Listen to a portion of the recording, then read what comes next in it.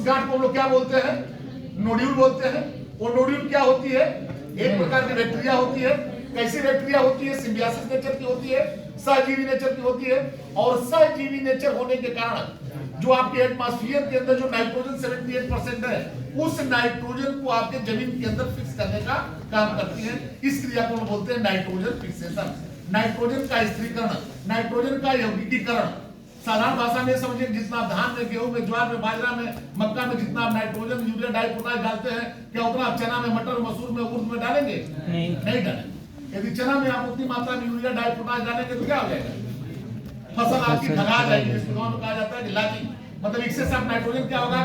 फसल का बढ़वार का अधिक हो जाना। और जब फसल की बढ़वार ज्यादा होगी ड्यू टू नाइट्रोजन, तो उसमें क्या होगी? फसल की बढ़वार ज्यादा होगी तो उसमें नंबर ऑफ फ्रूट्स कम लगेंगे, नंबर ऑफ प्लांट्स कम लगेंगे, और आपकी जो फसल पूरी मतलब की क्या हो जाएगी? जिसको तो हम लोकल भाषा में ढगा जाना कहते हैं, और उसको हम लोग क्या बोलते हैं अंग्रेजी में? लागी, मतलब कि अधिक और बढ़वार हो जाना। तो उसमें उतनी ही मात्रा में नाइट्रोजन दी जाती है जैसे दही को जमाने के लिए जोरन की जरूरत होती है, बाय फर्टिलाइजर अरे जोरन की जरूरत होती है। तो उसी तरीके से मतलब जो हमारे दाल वाली फसलें हैं उसमें उतना ही नाइट्रोजन दिया जाता है कि जब तक उनके जड़ों के ऊपर जब उस गांठ का निर्माण हो जाता है तो वो बैक्टीरिया नाइट्रोजन फिक्सेशन करने के लिए सक्षम हो जाती है।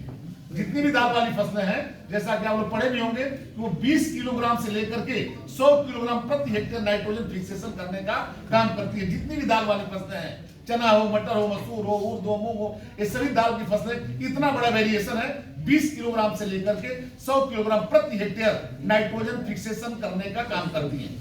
और सबसे अधिक मात्रा में नाइट्रोजन फिक्सेशन करने का काम ढैंचा करता है, 60 से लेकर के 100 किलोग्राम प्रति हेक्टेयर। और इसके अलावा जितनी भी दाल वाली फसलें हैं, अब डिपेंड करता है कि नाइट्रोजन फिक्सेशन करने में इतना बड़ा वेरिएशन कैसे है।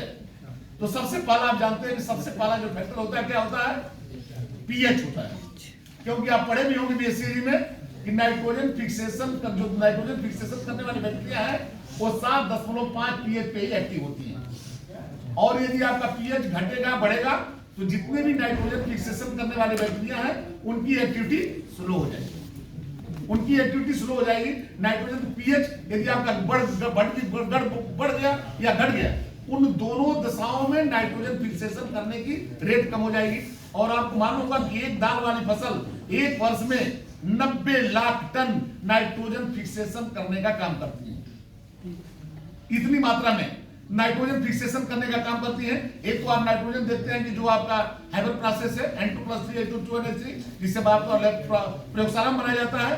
एक नाइट्रोजन बनाने की फैक्ट्री जो